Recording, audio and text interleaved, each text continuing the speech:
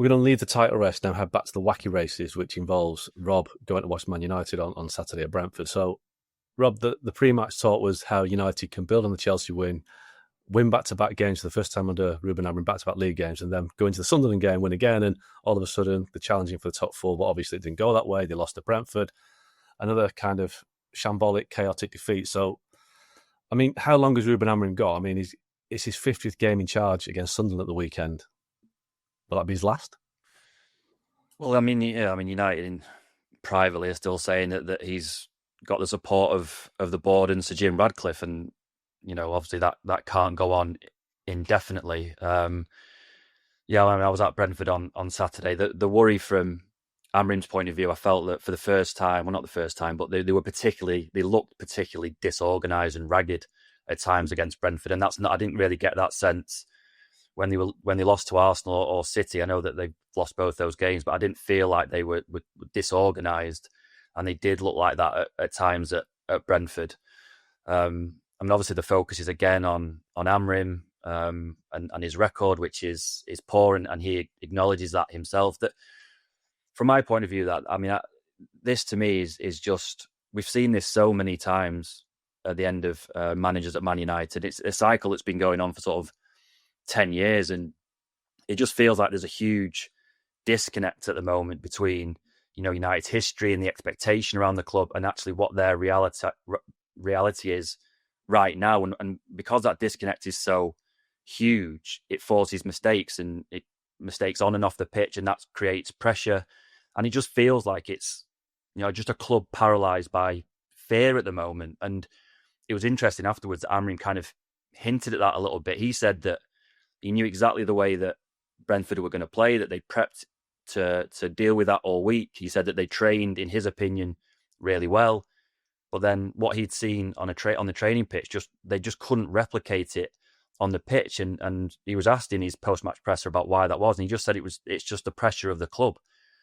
And you do start to wonder whether it is becoming this kind of impossible job now. And obviously, if this carries on and results carry on in the same vein, that Ruben Amorim will have to lose his job, whether you think he deserves more time or not, or whether you think he's had the right tools or not.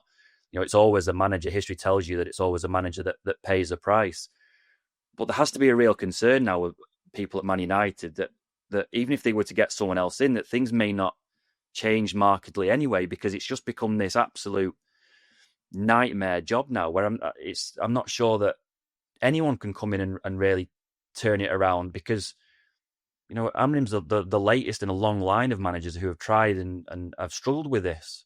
We're going to talk about Jose Mourinho later. He was kind of billed as a serial winner, and he couldn't do it. They've had Ten Hag and Van Gaal and Solskjaer, all these different type of coaches brought in for different types of reasons, and have all encountered the same problem.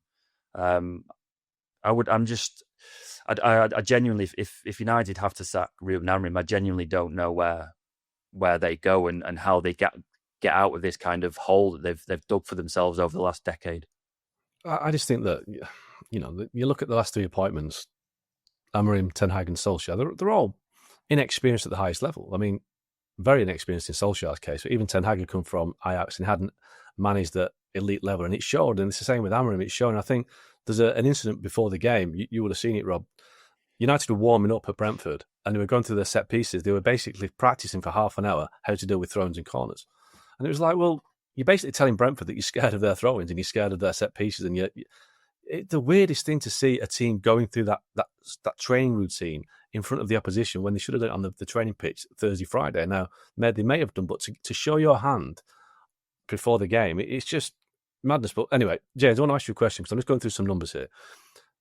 Amorim's win rate in the Premier League is 27.3%. His points per game is 1.03. He's lost more games than he's won. Lost 17, won 9. I mean, in terms of goals, scored 39, conceded 53. There's not a single stat there that suggests any kind of progression or improvement. Are we just kind of waiting for the inevitable to happen here with Ruben Amorim? If he's not prepared to change, then yes, because the whole point about this season for Manchester United was that they had a chance to reset. They were out of Europe. They had to cut their cloth accordingly. They were doing a lot over the summer of sort of streamlining the squad, moving on players they felt rightly or wrongly, were either not good enough or were causing trouble behind the scenes or not the right characters or however they wanted to depict it. And what they needed from their manager, therefore, was to cut his cloth accordingly. And he hasn't done that. He's decided that he is going to live or die by his system and his methodology.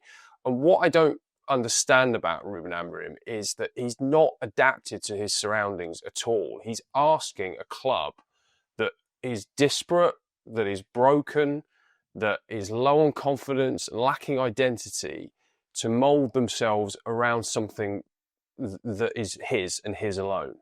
And you can argue that, managers, they all have philosophies these days and they all want a certain way of playing, but they have to build towards that. And the comparison, I still think is right between Arsenal and Manchester United, because both of those clubs had iconic managers who were there for 2 decades or more. And how have they dealt with that era? Now, obviously, Arsenal had Unai Emery. They've had this sort of period with Mikel Arteta where it wasn't quite working, and now they're on the brink of potentially winning a title. Obviously, United have had a lot longer. It's been over a decade. They've not made any real progress in their time. But what Arteta has done, which is what I think Amorim can learn from, is that he recognised the players he had, he recognised the issues within the club, but he played a pragmatic style of football to get him results, to build the platform to then go and impose what he wanted to do. He called it his 5-phase plan. It seemed as though Ruben Amorim has a 1-phase plan, which is, you're going to play my way and we're just going to keep doing it until it works. And we're going to buy players that fit it, and eventually it'll all come together. And it's that inflexibility that is absolutely killing him. And if he does not recognise that, he will be out of a job. I just don't think that.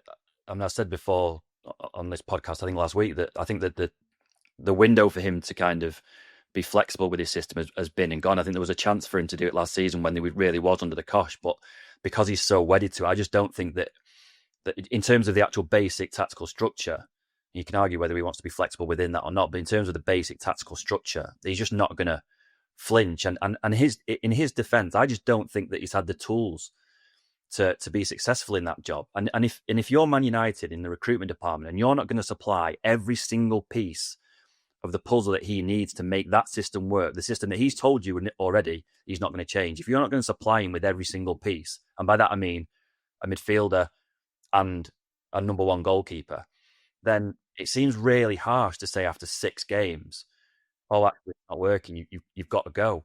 Because you must have known that. You must know that you need a central midfielder, a new central midfielder who's going to cover a lot of ground to make that system work. And so it can be no surprise to people at Man United, to Jason Wilcox and people in the recruitment department, to look at the results and go, oh, actually, we've lost that one because we haven't got that midfielder. I just think that we're in this kind of, I don't know, this storm again now where Amorim is ultimately going to pay the price for results, and United are going to put that statement out and go, oh, thank you, Ruben, for your hard work, but it just didn't work out. And Ruben Amorim is going to look at that and go, well, yeah, but you didn't help me. Like, you didn't give me everything I needed to make that successful, and now you're going to have to start again. And I appreciate the only way around that is for United to go, actually, we're going to give you the season, and come out and say it right now. So we're going to give you the season, we're going to give you January, we're going to give you next summer, and then we'll see. Obviously, in the modern age, that doesn't really happen with football managers, because they know that if you lose again and again and again, that you just can't survive that pressure in it, and it's the manager that has to go. There comes a tipping point, though, doesn't it? I mean, you're right what you're saying, Rob, but results and lack of points and everything all mounts up, and I think we're getting to that point now. We're getting to the situation where it really cannot go on, because United are tracking relegation form. It sounds ridiculous, but in terms of points per game, they are relegation form. So, James, you mentioned Mikel Arteta, but I think Eddie Howe's another comparison. He went to Newcastle with a squad that was way inferior to Man United, and he just transformed that squad with not a lot of initial input, but he just got onto the training pitch, worked with the players, was pragmatic, found a way for them to play. People like Dan Burn and Joe Linton were laughed at by Newcastle fans and other clubs prior to, Eddie. I know Eddie Howe brought Dan Burn in, but it was like, well, these players are now, Dan Burn's an England international, Joe Linton's been a fantastic player, Miguel Almiron was another player that he transformed. Ruben Amorim hasn't made a single Man United player better. He's actually made them worse. So, I can't think of any positive to say.